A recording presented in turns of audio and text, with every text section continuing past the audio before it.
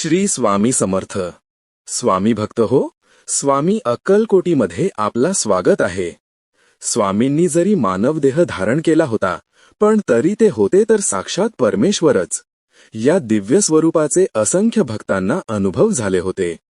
तेच अनुभव आपण ऐकूया. तर सुरू करूया आजचा प्रवचन. नित्य स्वामी दर्शन, दिवस 16वा.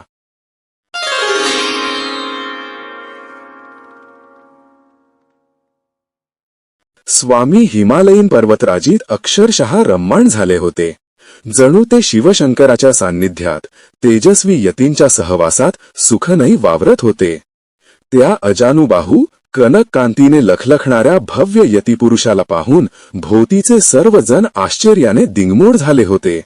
स्वामींच्या भोवती पक्षीसृष्टी वावरत होती, हरणे बागडत होती, गायींचे कळप हंबरत स्वामींच्या पाठीमागून जात राहायचे. खूप वेळेला यतिपुरुषांना स्वामी त्रिमुखी दत्ताचे दर्शन द्यायचे.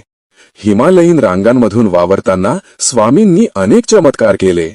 हेतू इतकाच होता की शरणागतांना अभय देत त्यांचे आयुष्य आनंदाने झंकारून टाकायचे, जीवसृष्टीतील दुःखे मालवून टाकायची आणि प्रत्येक भक्ताच्या आयुष्यात सुखाचे दिवे तेवत ठेवायचे.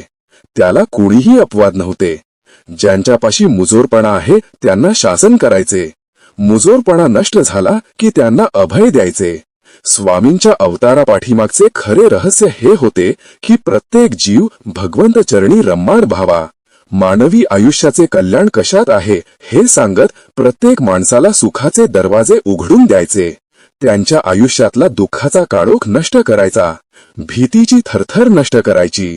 ह्या निमित्ताने स्वामींनी सर्वांना एक सुंदर दिलासा दिला की मानवी दुःखच केवळ नव्हे तर पशुपक्ष्यांचे निशब्द दुःख सुद्धा ते समजून घेतात आणि प्रत्येकाचे दुःख हरण करून ते दिलासा देतात. प्रत्येकाला अद्भुत अशा शांतीचा प्रत्यय देतात. त्यामुळे स्वामी जिथे जिथे जात तिथे तिथे त्यांच्या भोवती भक्तांचे आणि त्यांच्या भक्तीचे कडे पडत होते. भिऊ नकोस, मी तुझ्या पाठीशी आहे. एक लक्षात घ्या की प्रत्येक अवतारात परमेश्वराने अनंत लीला केल्या.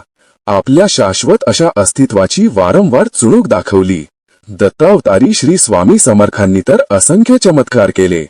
प्रत्येक चमत्कारापाठीमागे त्यांची कारणमीमांसा होती. दुःखी कष्टी जीवांची तगमग आपल्या ओंजळीत घेऊन प्रत्येक जीवाला शांत करण्यातच तर प्रत्येक अवताराचे रहस्य दडलेले आहे. स्वामी समर्थांच्या अवताराची सुरुवात वारुळातून प्रकट होण्यात झाली आणि त्या भाग्यवान क्षणाला एका परम भक्ताचा उद्धार झाला. स्वामींनी अद्भुत चमत्कार करून एकच गोष्ट साध्य केली, ती म्हणजे माणसाला जगण्याचा दिलासा दिला. माझ्या परमप्रिय स्वामी भक्तांनो, म्हणून तुम्ही एकच गोष्ट निश्चयपूर्वक करा. स्वामी समर्थांच्या जपात अष्टोप्रहर रम्माण व्हा. मठात जाऊन त्यांचे दर्शन घ्या. त्यांच्याच नामचिंतनात रहा. इति श्री नित्य स्वामी दर्शन दिवस 16वा संपूर्णम.